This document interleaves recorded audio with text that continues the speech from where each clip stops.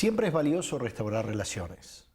Como la vida se resume en aprender a amar, Dios quiere que valoremos las relaciones y nos esforcemos por mantenerlas, en lugar de descartarlas siempre que se produzca una división, un disgusto o conflictos. De hecho, su palabra nos dice que Dios nos ha dado el ministerio de restaurar relaciones. Por lo tanto, gran parte del Nuevo Testamento se ocupa de la enseñanza de cómo tratarnos mutuamente. Pablo escribió: por tanto, si sienten algún estímulo en su unión con Cristo, algún consuelo en su amor, algún compañerismo en el Espíritu, algún afecto entrañable, llénenme de alegría, teniendo un mismo parecer, un mismo amor, unidos en alma y en pensamiento. El apóstol nos enseñó que la capacidad de llevarnos bien entre nosotros es señal de madurez espiritual. Como Cristo quiere que su familia sea conocida por el amor que sienten unos por otros, el compañerismo roto es un mal testimonio para los incrédulos. Por eso Pablo sentía tanta vergüenza de los miembros de la iglesia de Corinto, que se dividían en facciones de distinta tendencia y hasta se demandaban juicio. Por eso escribió: digo esto para que les dé vergüenza. ¿Acaso no hay entre ustedes nadie lo bastante sabio como para juzgar un pleito entre creyentes? No podía creer que no hubiera nadie en la iglesia lo suficientemente maduro para resolver el conflicto en paz. En la misma carta dijo: les suplico, hermanos, en el nombre de nuestro Señor Jesucristo, que todos vivan en armonía y que no haya divisiones entre ustedes, sino que se mantengan unidos en un mismo pensar y en un mismo propósito. Si quieres la bendición de Dios en tu vida y que te conozcan como su hijo, debes aprender a ser pacificador. Jesús dijo: dichosos los que trabajan por la paz, porque ya serán llamados hijos de Dios. Fíjate que Jesús no dijo: dichosos los que aman la paz, porque todos la amamos. Tampoco dijo: dichosos los pacíficos, que nada los perturba. Al contrario, Él afirmó: dichosos los que trabajan por la paz, los que activamente procuran resolver los conflictos. Los pacificadores son difíciles de encontrar porque la pacificación es una tarea difícil. Como fuimos creados para formar parte de la familia de Dios y el segundo propósito de nuestra vida en la tierra es aprender a amar y relacionarnos con otros, trabajar con la paz es una de las habilidades más importantes que podemos desarrollar. Por desgracia, a la mayoría de nosotros nunca se nos enseña cómo resolver conflictos. Trabajar por la paz no es evitar los conflictos. Huir de los problemas y aparentar que no existen o tener miedo de hablar de ellos, eso es cobardía. Jesús, el príncipe de paz, nunca tuvo miedo al conflicto. En cierta ocasión hasta lo provocó para el bien de todos. A veces necesitamos evitar los conflictos, otras necesitamos crearlos y aún otras resolverlos. Por eso debemos orar pidiendo la guía continua del Espíritu Santo. Trabajar por la paz no es apaciguar, siempre cediendo, dejándonos pisar o permitiendo que los demás nos pasen por encima. No es eso lo que Jesús tenía en mente. Él se negó a ceder en muchos asuntos, se mantuvo firme en su posición frente a la oposición del mal. Como creyentes, Dios nos ha llamado a restablecer nuestras relaciones unos con otros. Hay 7 pasos bíblicos para restaurar el compañerismo. Habla con Dios antes que con la persona. Conversa con Dios acerca del problema. Si oras acerca del conflicto, antes de ir con el chisme a un amigo, descubrirás que tú o la otra persona cambian de parecer sin ayuda de nadie. Nuestras relaciones serían mejores si solo oráramos más por ellas. Como lo hizo David con sus salmos, usa la oración para ventilar hacia arriba. Cuéntale a Dios tus frustraciones. Clama a Dios. Él nunca se sorprende ni se disgusta por nuestro enojo, el dolor, inseguridad o cualquier otra emoción. Cuéntale exactamente cómo te sientes. Muchos conflictos se originan en necesidades insatisfechas. Algunas de ellas solo pueden ser satisfechas por Dios. Cuando esperamos que una persona, ya sea un amigo, tu cónyuge, el jefe o un pariente, satisfaga una necesidad que solo Dios puede suplir, nos exponemos a la decepción y a la amargura. Nadie puede satisfacer todas nuestras necesidades, solo Dios puede hacerlo. Como bien señaló el apóstol Santiago, muchos de nuestros conflictos obedecen a la falta de oración. ¿De dónde surgen las guerras y los conflictos entre ustedes? ¿Desean algo y no lo consiguen? no tienen porque no piden. En vez de depender de Dios, dependemos de los demás para ser felices y luego nos enojamos cuando fallan. Dios nos invita a acudir a Él primero. Toma la iniciativa siempre. No importa quién haya sido el ofendido o quién ofendió a quién. Dios espera que des el primer paso. No esperes por la otra persona. Preséntate ante ella. Restaurar el compañerismo cuando se rompe es tan importante que Jesús le asignó prioridad por encima de la adoración colectiva. Él dijo, si entras en tu lugar de adoración y al presentar tu ofrenda, recuerdas de pronto que tu hermano tiene algo contra ti, deja tu ofrenda, ve directamente a donde se encuentra tu amigo y hagan las paces. Entonces, y solo entonces, vuelve y relaciónate con Dios. Cuando el compañerismo sea tirante o se rompa, planifica inmediatamente una conferencia de paz. No la postergues. No pongas excusas o prometas, ya me encargaré de este asunto algún día. Fija una fecha para tener una reunión personal tan pronto como sea posible. La demora solo sirve para aumentar el resentimiento y complicar las cosas. En casos de conflicto, el tiempo no cura las heridas, las inflama. Actuar prontamente, además, reduce el daño espiritual que puede sufrir. La Biblia dice que nuestros pecados, incluyendo los conflictos no resueltos, impiden nuestra comunión con Dios y que nuestras oraciones sean contestadas, además de hacernos sentir desgraciados.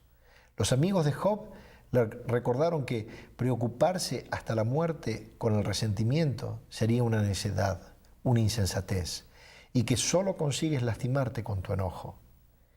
El éxito de una conferencia de paz muchas veces depende de escoger el momento y el lugar correcto para reunirse. No se reúnen cuando dos están cansados ni cuando puedan ser interrumpidos. El mejor momento es cuando los dos se encuentran en un buen estado de ánimo. Y sé comprensivo. Usa tus oídos más que tu boca. Antes de intentar resolver un desacuerdo, escucha atentamente los sentimientos de la otra persona. El apóstol Pablo aconsejó, cada uno debe velar no solo por sus propios intereses, sino también por los intereses de los demás. El término velar es el vocablo griego skopos, de donde provienen nuestras palabras telescopio y microscopio. Significa ver de cerca. Enfócate en los sentimientos, no en los hechos. Comienza con compasión, no con soluciones. Al principio, no discutas con las personas acerca de sus sentimientos. Solo escucha y permite que se desahoguen emocionalmente sin ponerte a la defensiva. Asiente con tu cabeza para demostrarle que entiendes, aunque no estés de acuerdo. Los sentimientos no siempre son infalibles o lógicos. Por el contrario, el resentimiento hace que pensemos o que hagamos tonterías. David admitió su equivocación. Cuando mis pensamientos estaban llenos de amargura y mis sentimientos estaban heridos, fui tan estúpido como un animal. Todos podemos actuar bestialmente cuando nos sentimos lastimados. Por el contrario, la Biblia dice, el buen juicio hacia el hombre paciente. Su gloria es pasar por alto la ofensa. La sabiduría produce paciencia y se adquiere escuchando otras perspectivas. Cuando escuchamos le decimos a la persona, valoro tu opinión, me interesa nuestra relación y me importas tú. Es cierto, me importa saber lo que sabe un amigo porque me importa mi amigo. Para restaurar el compañerismo, debemos agradar al prójimo para su bien con el fin de edificarlo. Aguantar con paciencia el enojo de los demás es un sacrificio, sobre todo si no tiene fundamento. Pero recuerda, eso fue lo que Jesús hizo por ti. Soportó el enojo malicioso e infundado para salvarte, porque ni siquiera Cristo se agradó a sí mismo, sino que, como está escrito, sobre mí han recaído los insultos de tus detractores. Confiesa tu parte en el conflicto. Si realmente te interesa restaurar una relación, debes comenzar admitiendo tus propios errores o pecados. Jesús dijo que debes sacar primero la viga de tu propio ojo y entonces verás con claridad para sacar la astilla del ojo de tu hermano. Todos tenemos un punto ciego. Puede ser necesario pedirle ayuda a un tercero para que te ayude a evaluar tus propias acciones antes de reunirte con la persona con quien tienes un conflicto. Pídele a Dios que te muestre tu parte de culpa en el problema. Pregúntale, Señor, ¿soy yo el problema? ¿Soy poco realista, insensible o demasiado sensible? La Biblia dice que si decimos que estamos libres de pecado, lo único que conseguimos es engañarnos. La confesión es una herramienta muy poderosa para la reconciliación. A veces, la manera en que tratamos un conflicto produce un daño mayor que el problema original. Cuando comenzamos por reconocer con humildad nuestras equivocaciones, el enojo de la otra persona se apaga y la desarmas, porque posiblemente esperaba que estuvieras a la defensiva. No te excuses ni culpes al otro. Reconoce con sinceridad la parte que te corresponde en el conflicto. Asume la responsabilidad que te corresponde por tus errores y pide perdón. Ataca el problema, no la persona. No es posible arreglar el problema si lo que te interesa es encontrar quién tuvo la culpa. Debes optar por una u otra. La Biblia dice, la respuesta amable calma el enojo, pero la agresiva echa leña al fuego. Si estás enojado, nunca lograrás persuadir a la otra persona. Elige tus palabras con mucho cuidado. Una respuesta amable es siempre mejor que el sarcasmo. Al resolver los conflictos, la manera en que se dicen las cosas es tan importante como lo que se dice. Si eres agresivo, tus palabras se recibirán a la defensiva. Dios nos dice, a la persona sabia y madura se le conoce por su inteligencia. Cuanto más agradables sus palabras, más convincente es la persona. Ser fastidioso nunca sirve. No podemos ser convincentes cuando somos ásperos. Durante la Guerra Fría, ambas partes acordaron que algunas armas de guerra eran tan destructivas que nunca deberían usarse. En la actualidad, las armas químicas y biológicas están prohibidas y los arsenales de armas nucleares se reducen y se destruyen. Para salvar el compañerismo, es necesario destruir nuestro arsenal de armas nucleares relacionales. La desaprobación, el menosprecio, las comparaciones, las etiquetas, los insultos, la condescendencia y el sarcasmo. Pablo lo resume de la siguiente manera. Eviten las palabras dañinas, usen solo palabras constructivas que sirvan para edificación y sostén, para que lo que digan haga bien a quienes escuchan. Coopera tanto como puedas. Pablo dijo, en cuanto dependa de ustedes, vivan en paz con todos. La paz siempre tiene un precio. Puede costarnos nuestro orgullo, a menudo nos cuesta nuestro egoísmo. Por amor al compañerismo, haz lo mejor que puedas para llegar a un compromiso, para adaptarte, para optar por lo que la otra parte prefiere. Una paráfrasis de la séptima bienaventuranza de Jesús lo expresaría así. Ustedes son benditos cuando son capaces de mostrar a la gente cómo cooperar en lugar de competir o luchar.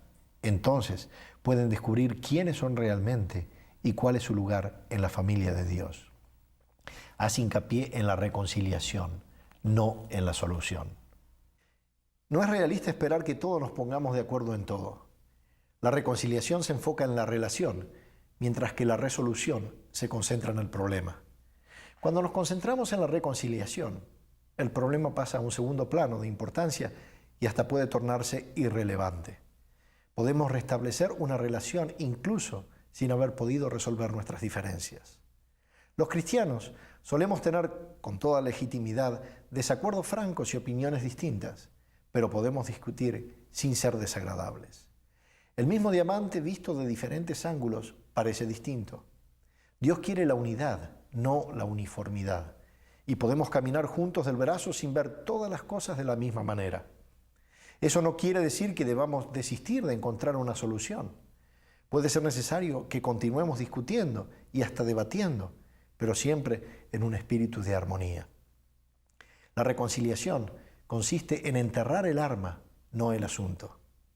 ¿A quién debes contactar como resultado de haber escuchado este capítulo? ¿Con quién necesitas restaurar tu compañerismo?